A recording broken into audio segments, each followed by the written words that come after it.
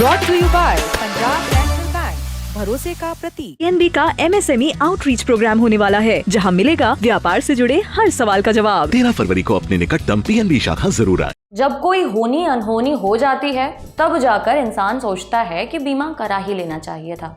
पछतावा करने वाली जमात तो अलग है, लेकिन एक वो धड़ा भी है जो बीमा कराना तो चाहता है लेकिन इंश्योरेंस प्रीमियम के रेट देखकर ही घबरा जाता है। इसी दुविधा को दूर करने के लिए सरकार ने खुद ही सस्ती बीमा योजना शुरू कर दी है, ताकि ज़्यादा से ज़्यादा लोगों को बीमा का फायदा मिल सके। इस सरकारी योजना का नाम है प्रधानमंत्री जीवन ज्योति बीमा योजना। शॉर्टकट में इसे PMJJBY भी कहते हैं। इसके तहत लाभार्थियों को एक टर्म लाइफ इंश्योरेंस प्लान मिलता है। टर्म इंश्योरेंस का क्या मतलब हुआ, वो सब आपको हम आगे बताएंगे। बहरहाल, योजना का फायदा उठाने के लिए सिर्फ एक ही शर्त है, आपकी उम्र 18 से 50 साल होनी चाहिए। बाकी आपकी इनकम कितनी भी हो उससे कोई फर्क नहीं पड़ता, सिर्फ एक बैंक खाता होना चाहिए। बहरहाल, ये बीमा प्लान कितने रुपए में मिलेगा, खरीदने की प्रक्रिया क्या है, ये सारी जानकारियां ही आज हम आपको बताएंगे इस वीडियो में। स्कीम समझने से पहले टर्म इंश्योरेंस समझ लेते हैं। टर्म इंश्योरेंस का मतलब होता है कि बीमा प्लान सिर्फ एक सीमित समय के लिए ही इफेक्टिव रहेगा। टर्म इंश्योरेंस किसी भी काम के लिए ले सकते हैं, जैसे कि लाइफ के लिए, हेल्थ के लिए, कार के लिए और वगैरह वगैरह। ऐसे ही प्रधानमंत्री जीवन ज्योति बीमा योजना भी एक टर्म लाइफ इंश्योरेंस प्लान है, जिसका टर्म 1 साल का है। ज़्यादा कॉम्प्लिकेटेड लग रहा है तो मैं इसे एक उदाहरण से समझाती हूँ। मान लेते हैं मैंने 2023 में PMJJBY प्लान खरीदा। इस पॉलिसी पीरियड के दौरान अगर किसी भी कारण से मेरी मृत्यु हो जाती है तो मेरे घर वाले बीमा कंपनी के पास बीमा के पैसों के लिए दावा कर सकते हैं।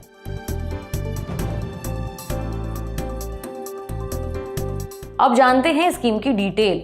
पीएम जीवन ज्योति स्कीम के तहत साल भर में 436 रुपए देकर 2 लाख रुपए का बीमा करा सकते हैं। जैसा कि शुरू में बताया है, योजना 18 साल से 50 साल के लोगों के लिए है, लेकिन प्लान को 55 साल तक के लिए रीन्यू करा सकते हैं। मतलब अगर पहली बार इस स्कीम के तहत बीमा खरीद रहे हैं तो अधिकतम 50 साल होने तक ही ये प्लान खरीद सकते हैं। लेकिन अगर पहले से ही इस स्कीम के लाभार्थी हैं तो उसे रीन्यू कराते हुए 55 साल तक की उम्र तक के लिए इसका फायदा उठा सकते हैं। पैसा जमा करने वाले दिन से ही पॉलिसी शुरू हो जाती है, लेकिन एक पेच है। पॉलिसी में 30 दिनों का लियन पीरियड है। लियन पीरियड बहुत भारी शब्द हो गया ना, हिंदी में भी इसका अर्थ इतना ही मुश्किल है, ग्रहणाधिकार अवधि। मेरी आपकी भाषा में मतलब ये हुआ कि इस अवधि के दौरान एक्सीडेंट के अलावा किसी अन्य कारण से बीमाकर्ता की अगर मृत्यु होती है तो उस ड्यूरेशन में आपको 1 रुपया भी नहीं मिलेगा, यानी नॉमिनी को कोई रुपया नहीं मिलेगा।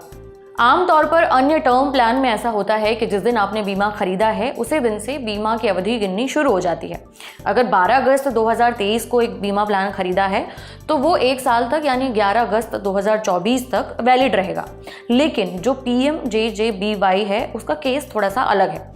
इस प्लान की अवधि 1 जून से 31 मई तक है। मतलब आप चाहे साल के किसी भी दिन पॉलिसी खरीदें, वो वैलिड सिर्फ 31 मई तक ही रहेगी। लेकिन फिकर नॉट, आपको साल भर का प्रीमियम यानी कि पूरे 436 रुपए भी नहीं देने हैं। यूं आप किस महीने की किस तारीख को प्लान खरीद रहे हैं, आपका प्रीमियम उसी हिसाब से तय किया जाएगा। जैसे कि जून, जुलाई और अगस्त में पॉलिसी खरीदने पर आपका प्रीमियम 436 रुपए का बनेगा। सितंबर, अक्टूबर और नवंबर में किसी भी दिन पॉलिसी खरीदते हैं तो आपको 342 रुपए का प्रीमियम देना होगा।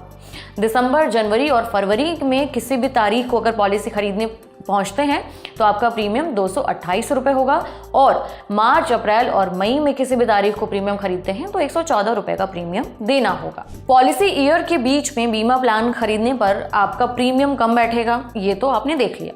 लेकिन जैसे ही आप अगले साल के लिए पॉलिसी को रिन्यू कराएंगे, आपको अगले साल के लिए प्रीमियम 436 रुपए देने होंगे। जैसा कि मैंने पहले भी बताया है, पॉलिसी केवल 1 साल के लिए ही है, माने 31 मई बीतने के साथ 1 जून से ही नया पॉलिसी ईयर शुरू हो जाएगा। अब अगर आपको फिर से पॉलिसी लेनी है यानी रीन्यू करानी है तो 436 रुपए का प्रीमियम फिर से देना होगा और ये प्रीमियम 31 मई तक देना ही होगा। ध्यान रहे कि जैसा लाइफ इंश्योरेंस प्रोडक्ट्स में होता है, उसके उलट टर्म इंश्योरेंसेज में मैच्योरिटी बेनिफिट या फिर कोई बोनस नहीं मिलता जनरली। और PMJJBY भी एक टर्म प्लान है, मतलब कि बीमा क्लेम ना करने की स्थिति में आपको आपके उस साल के प्रीमियम का 1 भी रुपया वापस नहीं मिलेगा। कायदे कानून समझ लिए, अब अप्लाई की प्रक्रिया के बारे में जानते हैं। 2 तरीकों से अप्लाई कर सकते हैं, ऑनलाइन भी ऑफलाइन भी। पहले ऑनलाइन वाली प्रक्रिया समझते हैं। LIC, पोस्ट ऑफिस या बैंकों की और PMJJBY की ऑफिशियल वेबसाइट पर आपको आवेदन करने वाले फॉर्म मिल जाएंगे। मगर एक ज़रूरी चीज़, सभी बैंक PMJJBY की जो स्कीम है वो ऑफ़र नहीं कर रहे हैं। आपका बैंक PMJJBY को ऑफ़र कर रहा है, उसके लिए लिस्टेड है या नहीं, ये आपको चेक करना होगा। और उसके लिए आपको सबसे पहले इंटरनेट बैंकिंग के ज़रिए अपने अकाउंट में लॉगिन करना होगा। इंश्योरेंस टैब के अंदर आपको सोशल सर्विसेज स्कीम का एक ऑप्शन मिलेगा, उसे सेलेक्ट करना होगा। अगर आपका बैंक PMJJBY ऑफर करता है तो वहाँ पर आपको PMJJBY ऐसा लिखा हुआ दिख जाएगा। उसी टैब से अप्लाई भी हो जाएगा। इंटरनेट बैंकिंग या फिर फ़ोन बैंकिंग से वास्ता नहीं है तो नज़दीकी बैंक या फिर पोस्ट ऑफिस की जो ब्रांच है वहाँ चले जाइए। वहाँ किसी भी काउंटर पर जा कर के कहना होगा कि मुझे PMJJBY का एनरोलमेंट फॉर्म चाहिए, मतलब एप्लीकेशन फॉर्म चाहिए। उसे लीजिए और जो भी जानकारियाँ मांगी गई हैं वो भर करके जमा कर दीजिए। ये फॉर्म PMJJBY की जो ऑफिशियल वेबसाइट है वहाँ से लेकर कुछ बैंकों की वेबसाइट पर भी मिल जाएगा। नीचे डिस्क्रिप्शन में हम आपको एनरोलमेंट फॉर्म डाउनलोड करने के कुछ लिंक्स दे देंगे, आप सीधे वहाँ जाकर के भी फॉर्म डाउनलोड कर सकते हैं।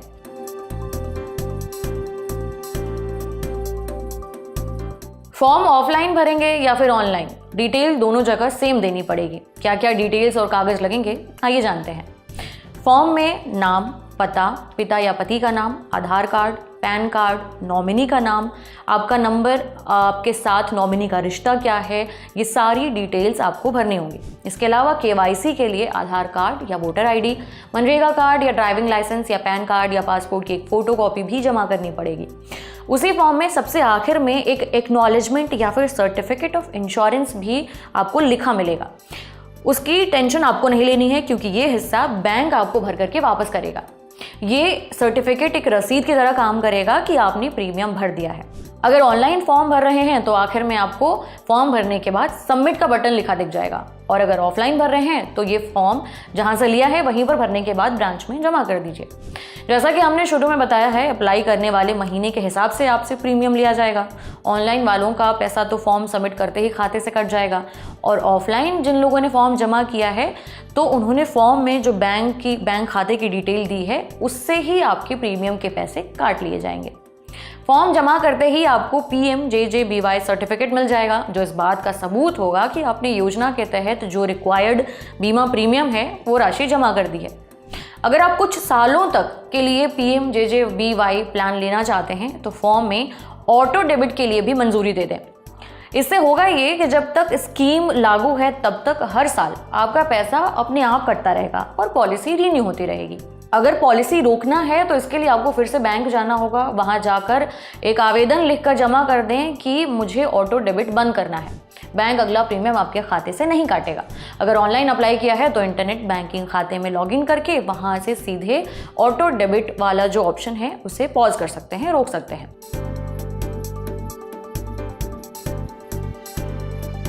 मान लेते हैं कि दुर्भाग्यवश बीमाकर्ता की मृत्यु हो गई, फिर नॉमिनी के लिए बीमा का पैसा लेने की प्रक्रिया क्या है वो भी बताते हैं। इस स्थिति में नॉमिनी को क्लेम फॉर्म भर करके देना होगा। एप्लीकेशन फॉर्म की तरह ही क्लेम फॉर्म भी ऑनलाइन और ऑफलाइन दोनों जगहों से लिया जा सकता है। जिस भी बैंक या पोस्ट ऑफिस या फिर जिस बीमा कंपनी के पास आपने बीमा खरीदने के लिए अप्लाई किया था उसी जगह पर क्लेम फॉर्म भी मिलेगा। वैसे तो कहीं भी ये नहीं बताया गया है कि मृत्यु के कितने दिन के अंदर क्लेम फॉर्म जमा करना होगा, लेकिन SBI की वेबसाइट पर क्लेम करने की प्रक्रिया से जुड़े एक PDF में लिखा है कि बीमित शख्स की मृत्यु के बाद जितनी जल्दी हो सके उतनी जल्दी ये फॉर्म भर करके जमा कर दें।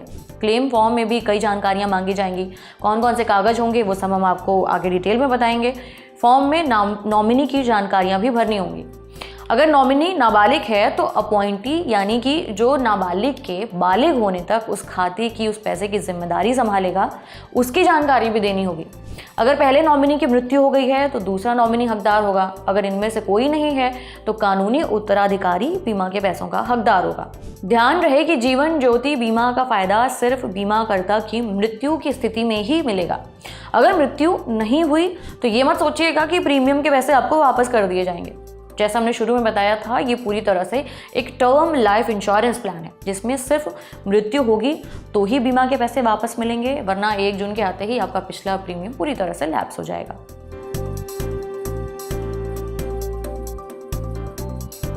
वादे के मुताबिक अब हम आपको बताने जा रहे हैं कि बीमा क्लेम करते समय क्या क्या डॉक्यूमेंट्स लगेंगे। सबसे पहले लगेगा मृत बीमाकर्ता का डेथ सर्टिफिकेट। अगर पॉलिसी लेने के 30 दिनों के अंदर एक्सीडेंट से मृत्यु हुई है तो एक्सीडेंटल डेथ सर्टिफिकेट देना पड़ेगा।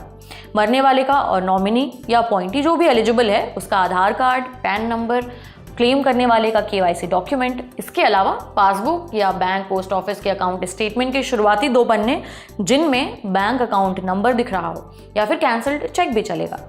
अगर पहले नंबर वाले नॉमिनी की मृत्यु हो गई है तो